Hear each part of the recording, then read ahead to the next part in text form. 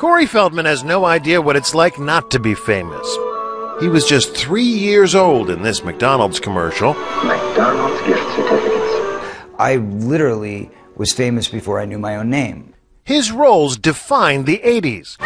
Goonies. This was my dream, my wish. Stand By Me. You call my dad a loony again, and I'll kill you. License to Drive. The only difference between you and that greaseball is that he has a license and you don't.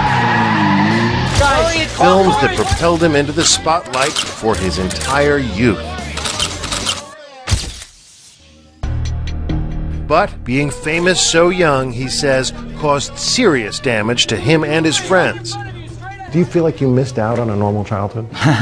What childhood? I don't know what that means. A lost childhood and a loss of innocence. He blames the adults, not just those looking to profit from charming children, but also some with far more sinister motives. I can tell you that the #1 problem in Hollywood was and is and always will be pedophilia. That's the biggest problem for children in this industry. The casting couch even applies to children. Oh yeah. Not in the same way. It's all done under the radar. Nobody talks about pedophilia. It's the big secret. And it's widespread? Oh yeah. I was surrounded by them when I was 14 years old. Surrounded. Literally.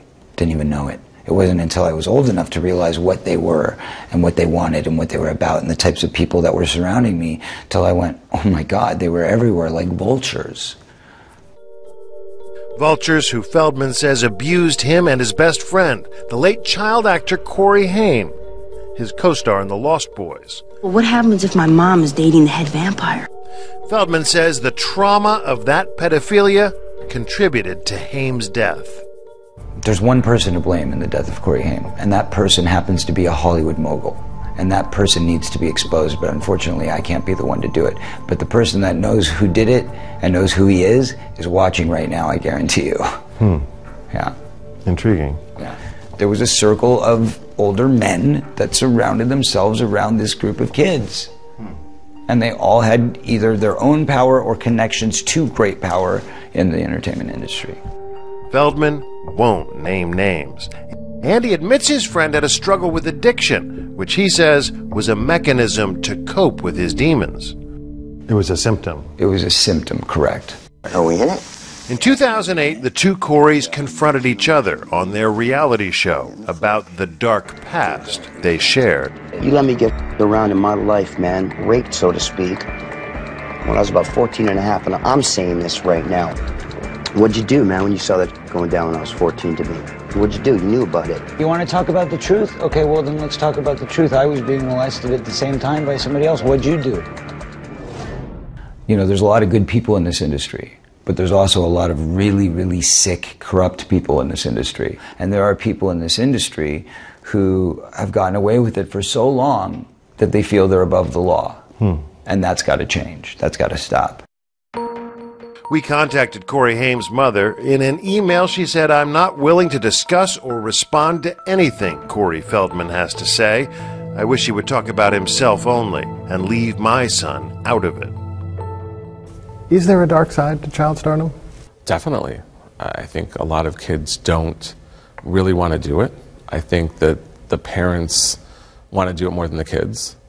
Chris Snyder says for most child stars, it's the parents that can cause more damage. And he would know, having managed with his late boss Iris Burton some of the most iconic child stars, including Feldman, River Phoenix, and Drew Barrymore. The biggest problem in the whole thing is when the parents start to live through the kids and quit their jobs and buy expensive houses, buy expensive cars, and the parents aren't understanding it's not going to go on forever, and it just wrecks everything. Feldman's parents managed his career until the money came between them. I got legally emancipated by going to the Producer's Pension Health and Welfare Plan myself at 14 years old and saying, what were my earnings and what's left? Earnings, by the time I was 13 years old, $1 million, which is really not that much money, but in those days it was. You know, in the late 70s, early 80s, that was a good chunk of change. And how much was left? 40,000.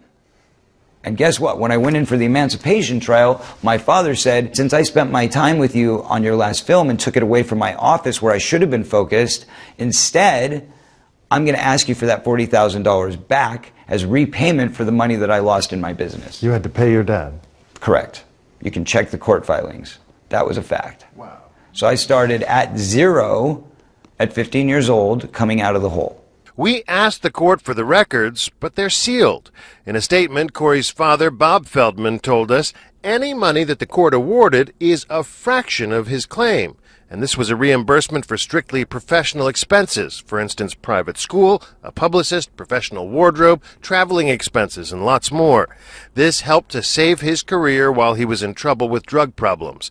I thought I was doing the best for my son, and I am always here for him. Child stardom is not a dream Feldman has for his own son. I'll see you in a minute.